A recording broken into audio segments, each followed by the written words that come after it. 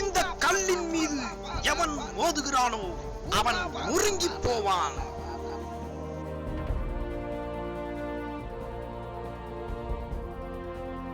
இன்னைக்கு கிறிஸ்தவர்கள் பரிசுத்த ஆவியை பெற்றுக் கொள்வதற்காக அவர் ஆலயங்களிலே பலவிதமான காரியங்கள் என்ன செய்றாங்க. குறிப்பாக பெந்தெகோஸ்தே திருச்சபைகள் அதிகமாக மூட நம்பிக்கைகளை தங்களுக்குள் வைத்துக் கொண்டு பரிசுத்த ஆவியானவர் குறித்த காரியங்களிலே பல வகையான காரியங்களை அவர்கள் செய்கிறார்கள். பரிசுத்த ஆவியை பெற்றுக்கொள் என்று ஒரு குறிப்பிட்ட ஒரு காரியங்களை அவர்கள் சொல்லி ஆராதனை வழிகளிலே அவர்கள் பரவச நிலைக்கு மக்களை தள்ளுகிறார்கள். குறிப்பாக இந்த தமிழ்நாட்டிலிருந்து சில காரியங்கள் கிளம்பி இப்போது வடநாட்டையும் அது பாதித்திருக்கிறது. தமிழ்நாட்டில் அப்படி என்ன செய்தார்கள்? ஆராதனை வேளையிலே பாடல்களை அதிகமாக பாடும் பொழுதும் அங்கே இருக்கிற போதகர் பெந்தெகோஸ்தே பாஸ்டர்கள் அந்நிய பாஷைகளை அதிகமாக அவர்கள் உச்சரிப்பதும், இதை உச்சரிப்பதன் மூலமாக பெற்றுக்கொள் பெற்றுக்கொள் பெற்றுக்கொள் ரிசீவ் இட் டச் ஃபயர் அப்படின வார்த்தைகளை அவர்கள் பயன்படுத்தும் பொழுது இருக்கின்ற ஜனங்களுக்குள்ளே வித்தியாசமான காரியங்கள் வருகிறது. என்ன என்று பார்க்கும் பொழுது அங்கும் இங்கும் உருளுகிறார்கள். தங்கள் ஆடைகள் விலகி இருப்பதை மறந்து விடுகிறார்கள். ஆராதனை ஒழுங்கும் நேர்த்தியுமாய் செய்யப்பட வேண்டும். ஆராதனை பரிசுத்தமாய் செய்யப்பட வேண்டும். எல்லா ஆலயங்களிலும் பரிசுத்த அலங்காரத்துடனே கர்த்தரை தொழுது கொள்ளுங்கள் என்று எழுதப்பட்டிருக்கும். எல்லா ஆலயங்களிலும் வார்த்தைகள் தான் எழுதப்பட்டிருக்கிறது. வாழ்க்கையோ ஆராதனை செய்யும் முறையோ வேதத்திற்கு புறம்பானதா இருந்து கொண்டிருக்கிறது. அதனாலே ஆண்டவர் இந்நாளிலே நம்முடைய அப்போஸ்தலர் அற்புத கூடாரத்திற்கு எச்சரிக்கை செய்தியாக பேசுகின்றார். ஹல்லேலூயா சொல்லுங்களேன். நாம் நம்முடைய ஆராதனை வேளையிலே மற்றவர்களைப் போல பரவச நிலைக்கு உட்படுத்தப்பட்டு நம் யார் என்பதை மறந்துவிட்டு அங்கும் இங்கும் உருளுகிற காரியத்தை நாம் ஒரு நாளும் செய்யக்கூடாது. ஹல்லேலூயா சொல்லுங்களேன். பரிசுத்த ஆவி ஏன் கொடுக்கப்பட்டார்? பரிசுத்த ஆவியுடைய அபிஷேகம் எதற்காக கொடுக்கப்பட்டது? பரிசுத்த ஆவியுடைய கனிகள் எதற்காக கொடுக்கப்பட்டிருக்கிறது? பரிசுத்த ஆவியுடைய வரங்கள் எதற்காக கொடுக்கப்பட்டிருக்கிறது? எல்லாமே தேவனுடைய சித்தத்தை செய்வதற்காகவே கொடுக்கப்பட்டிருக்கிறது.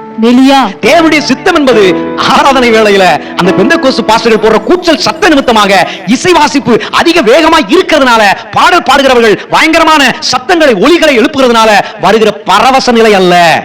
ஆவி நிறைவு என்பது அது நம்முடைய வாழ்க்கையை தான் குறிக்கிறது. அதை குறித்து தெளிவாக தெரிந்து கொள்ள வேண்டும் என்றால் நீங்கள் ஒரு நபரை பார்க்க வேண்டும். அவர் யார்? அவர்தான் குமாரனாகிய இயேசு கிறிஸ்து. எந்த இடத்திலும் குமாரனாகிய இயேசு கிறிஸ்து இந்த பெந்தெகோஸ்தே சபையில நடக்கிற மாதிரி அட்டூழியங்களை ஒரு நாள் அவர் என்ன செய்யவில்லை. அவர் செய்வதற்கு உற்சாகப்படுத்தவும் இல்லை. ஒரு நாள் செய்யவே இல்லை. அவர் குறிப்பாக ஒன்றை செய்ய சொன்னார். அதை இன்று சபைகள் செய்வதில்லை. அவர் அன்பு செலுத்த சொன்னார். அன்பு இதுவரைக்கும் செலுத்தி எந்த சபையும் பார்க்கல. நீங்கள் பார்த்தால் என்னிடத்தில் சொல்லுங்கள். எந்த திருச்சபை ஆவியானவரை தங்களுக்குள் வைத்துக் கொண்டு பிரதான கற்பனை என்று சொல்லப்படுகிற உன்னை நீ நேசிப்பது போல பிறனையும் நேசிப்பாயாக என்று அந்த கட்டளையை யார் எந்த திருச்சபை நிறைவேற்றுகிறதோ அந்த திருச்சபை தான் உண்மையிலேயே பரிசுத்த ஆவியானவரால் நிறைந்து காணப்படுகிற திருச்சபையாய் இருக்கிறது. மற்ற எல்லா சபையுமே சாத்தானுடைய கூடாரமாகத்தான் இருக்கு. குறிப்பா பெந்தெகோஸ்தே திருச்சபை அது சாத்தானுடைய கூடாரமாகத்தான் இருக்கிறது. பொதுவாக வெளியில சொல்லுவாங்க ரோம கத்தோலிக்க திருச்சபை என்று சொன்னால் அவர்களிடத்தில் அதிகமாக அன்பு இருக்கும்.